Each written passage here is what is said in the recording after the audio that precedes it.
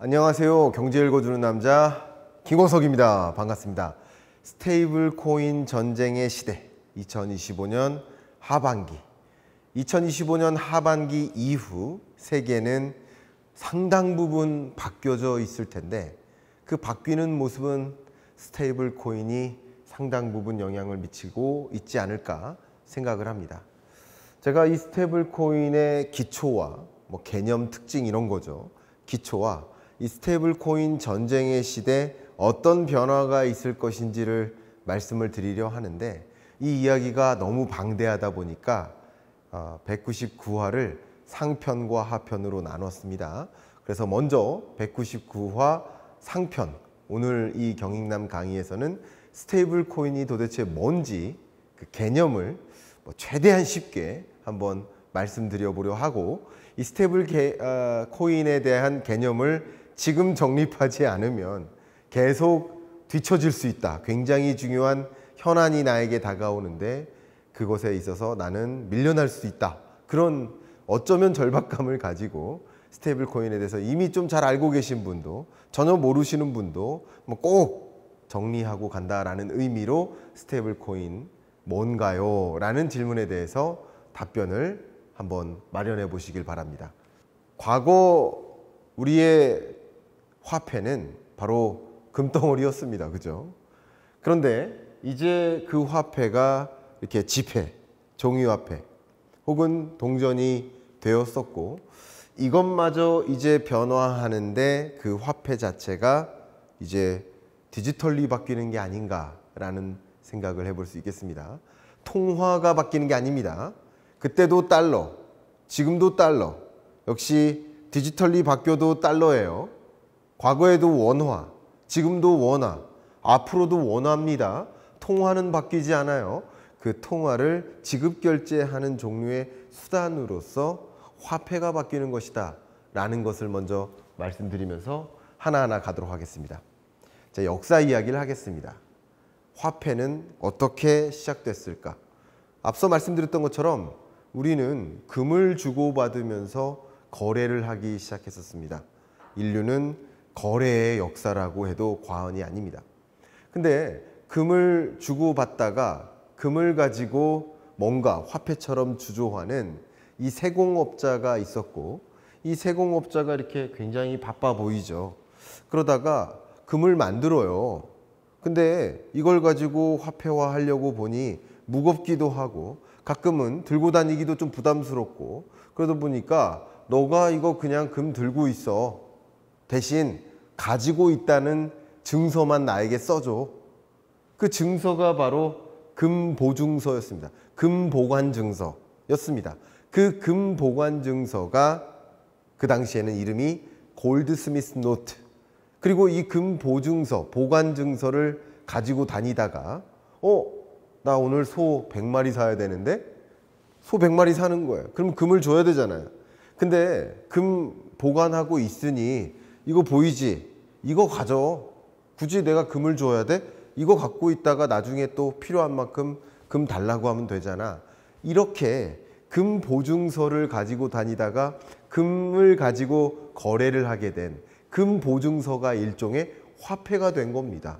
그리고 금 보관을 하고 금을 세공하고 금 보증서를 발급해주는 이 세공업자가 은행이 되는 겁니다. 이게 화폐의 역사라고 볼 수 있겠습니다. 실제 이 금 보증서 가져가면 그 해당 표시된 서명만큼 금을 돌려줘야 돼요. 그래서 지금도 영국 파운드화를 보시면 읽어보겠습니다. Promise to pay the bearer. bearer는 소위 이것을 갖고 있는 사람인 거죠. 그리고 5 pounds on demand. 5파운드를 지금 원한다라고 하면 그 원한다라고 하는 그 베어러에게 즉각 지불해야 된다라는 증서예요. 이게 뭐예요?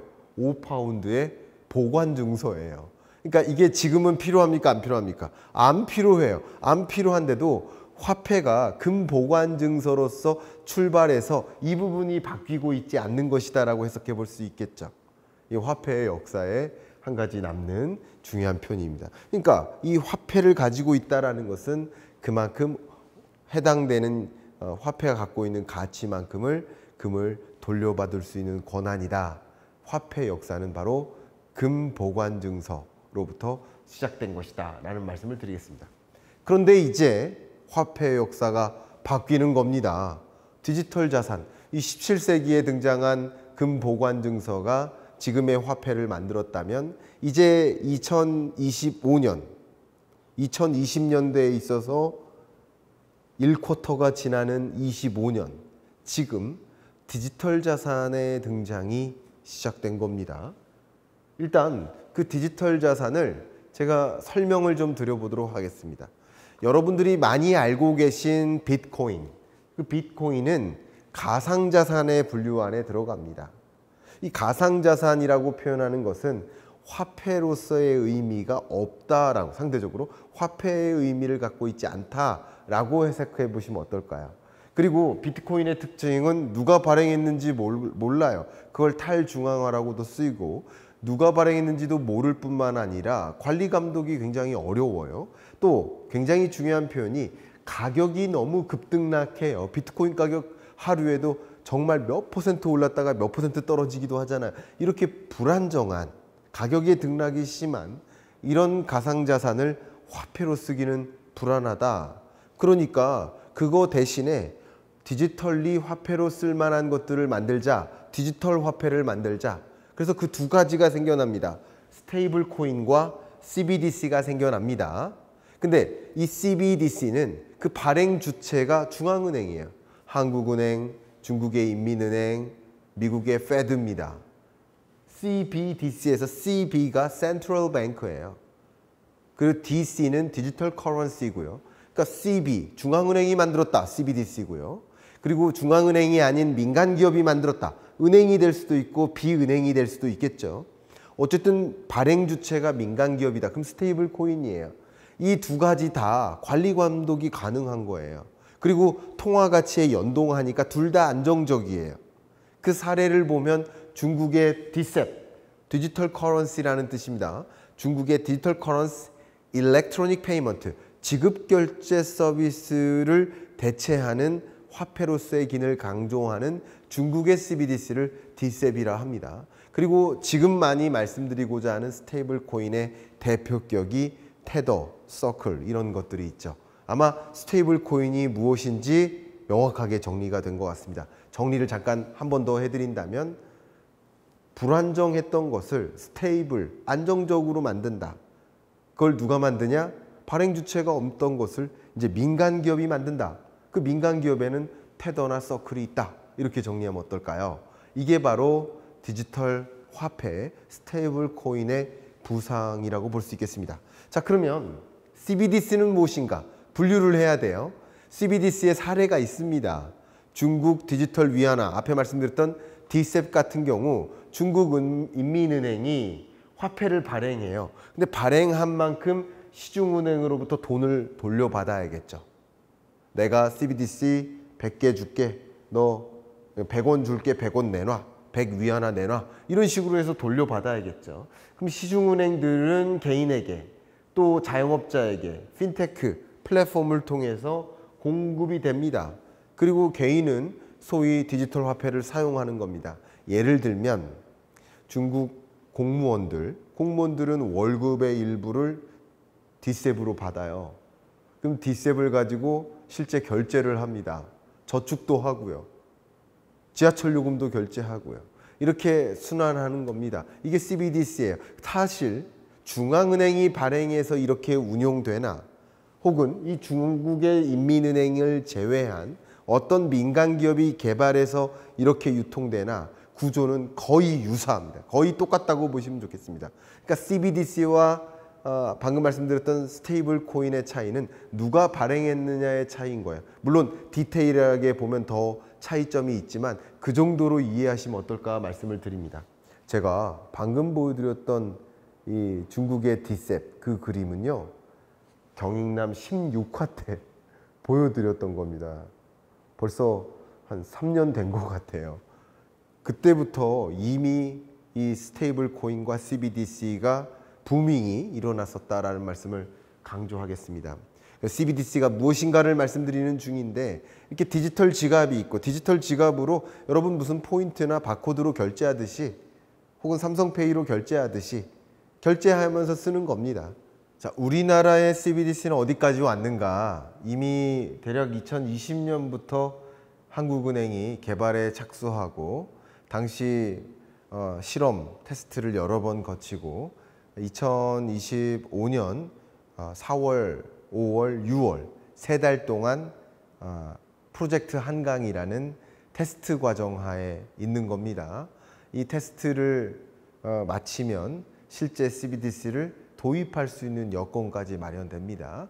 예를 들면 이 테스트 과정에서 세븐일레븐 편의점 결제가 있는데 여러분이 사용하고 계시는 그 은행 있죠. 그러면 그 은행에 어플리케이션이 있을 텐데 거기서 예를 들어서 10만 원을 출금해요. 그리고 그 10만 원을 출금한 만큼 CBDC로 돈을 받아요. 그러면 해당 월릿에 그대로 있겠죠. 그러면 그 QR카드 코드를 열어서 세븐일레븐에서 물건 사고 결제하는 겁니다. 역시 포인트로 전환해서 그걸 결제하는 방식이다 라고 이해하시면 도움이 되겠죠. 바로 그겁니다. CBDC 우리나라에서도 이용할 수 있는 환경까지는 마련된 것이다. 이렇게 기술적으로는 가능해졌다라고 의견을 드립니다. 자, 그러면 스테이블 코인으로 좀 넘어가 보도록 하겠습니다. 스테이블 코인의 유통과 또 국채 매매 구조를 좀 설명드리면 이 부분이 이제 스테이블 코인의 개념을 설명드리는 핵심이 될 텐데 이 코인 발행업자가 있어요. 테더나 서클이 있을 겁니다. 그럼 그 서클은 1달러는 1코인이다라는 원칙이 있기 때문에 자, 1달러를 받으면 1코인을 주는 방식으로 코인 구매자에게 주는 겁니다. 앞에 말씀드렸던 CBDC랑 큰 차이가 없습니다. 이게 한국은행이냐 민간기업이냐의 차이라고 볼 수 있겠습니다. 근데 스테이블 코인의 차이점은 뭐냐면 이 코인 발행업자가 수취한 현금을 그대로 갖고만 있느냐 아니라는 거죠. 그럼 갖고만 있다면 이 코인 발행업자는 아무 의미가 없잖아요. 그렇죠? 1달러 1코인이니까 아무 의미가 없잖아요. 근데 의미가 있는 것은 갖고 있는 현금을 그대로 특정 비중만큼 국채를 매입할 수 있다. 이게 가장 중요한 특징이라고 볼 수 있고 이것 때문에 유동성 공급 장치, 금융시장에 미치는 영향이 있는 겁니다. 그 부분은 199화 하편에서 제가 집중적으로 다뤄드리도록 하겠습니다. 다음 주를 좀 기다려 주세요. 자, 그러면 이렇게 현금을 모으면 많은 현금이 모일수록 국채 금리가 예를 들어 4%다. 그러면 4%의 수익성을 영위할 수 있는 거잖아요. 그러면 많은 현금을 수취하면 다른 말로 코인 구매자가 많이 코인을 가져가면 가져갈수록 그 현금의 특정 비중을 국채를 매입할 수 있으니까 이익이 극대화될 수 있겠죠. 근데 코인 구매자들은 왜 코인으로 바꿀까? 이 질문이 있어요. 근데 가장 극단적인 사례가 우리나라를 대표하는 삼성그룹을 한번 예를 들어볼게요. 삼성전자 미국 현지 법인이 있어요. 그리고 한국에 삼성전기 공장이 있어요. 그럼 삼성전기 공장에서 모터를 만듭니다. 그럼 만든 모터를 삼성전자에 수출을 합니다. 그러면 이건 수출입 거래거든요.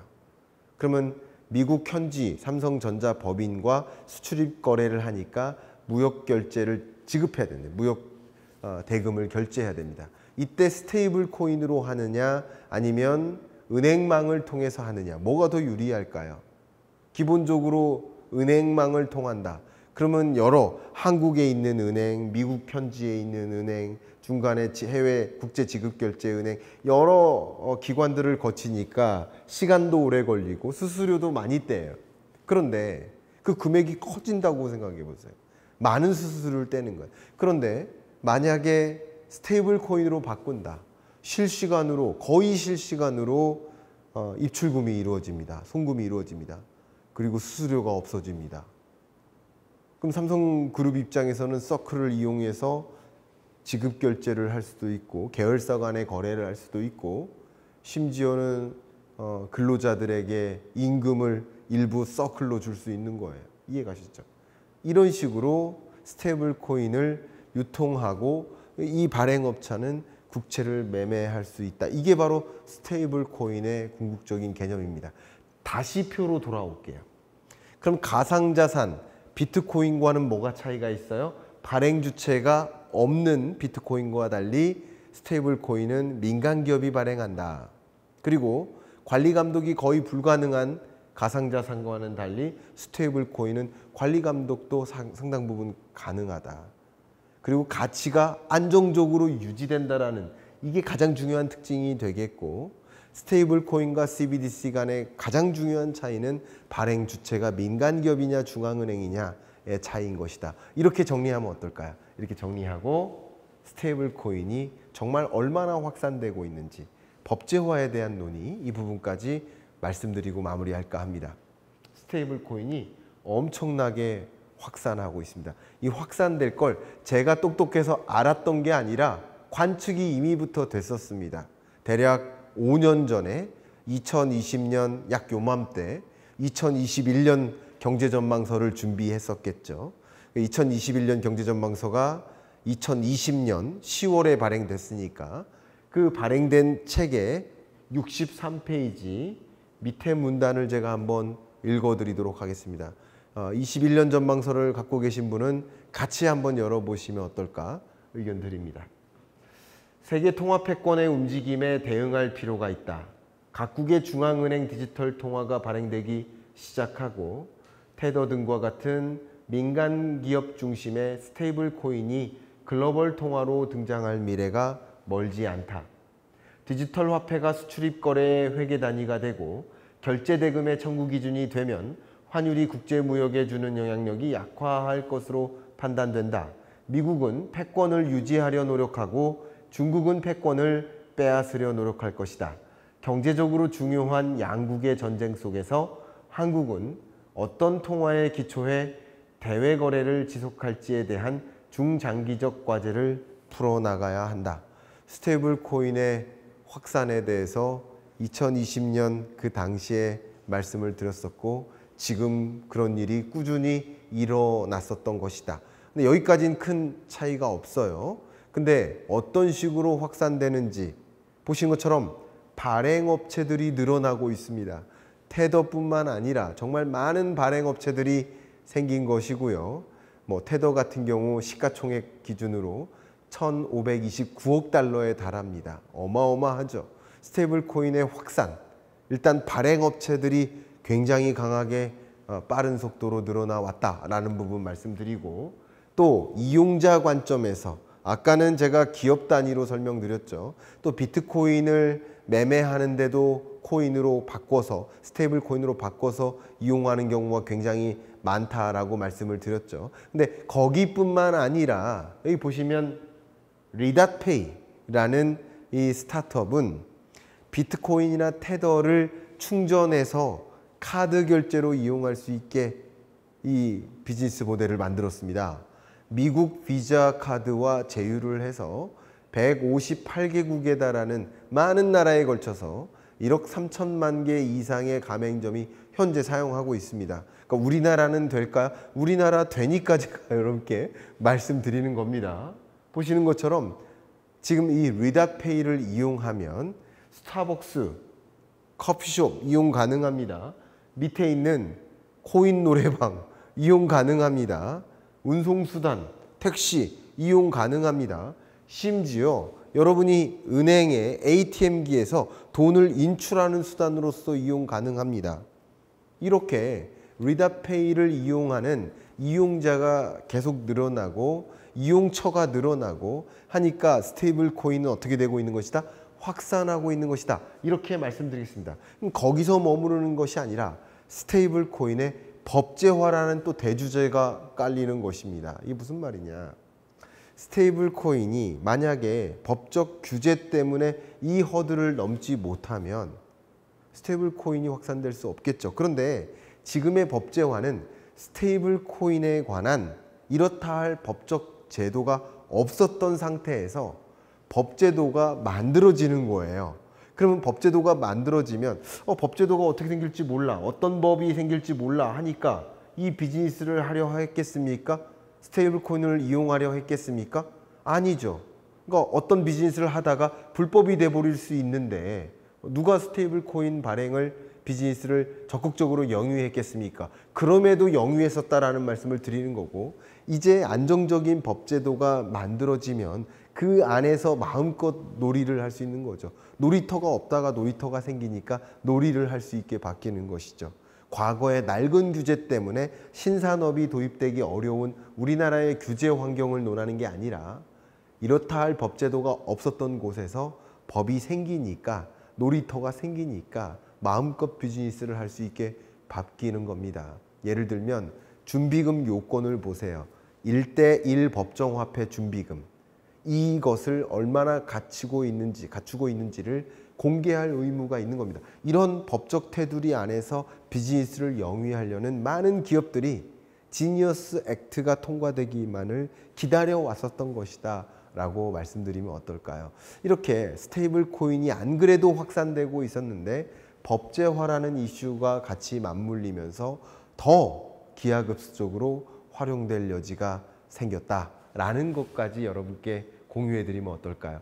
스테이블 코인이 확산되고 법제화가 되고 더 많은 사람들이 이용하게 되는 과정에서 실제 이게 금융 혹은 실물 경제에 어떤 영향을 미치고, 트럼프 행정부는 왜 이렇게 적극적으로 서둘러서 지니어스 액트를 법제화하려고 했는지, 그 속내까지, 그 파급 영향이나 그 배경들, 이런 부분들에 대한 응용 주제인 거죠. 스테이블 코인이 뭐냐 하는 오늘의 주제 말고 이 스테이블 코인이 어떻게 활용되냐 하는 그 대주제는 199화 하편에서 집중적으로 다뤄드리도록 하겠습니다.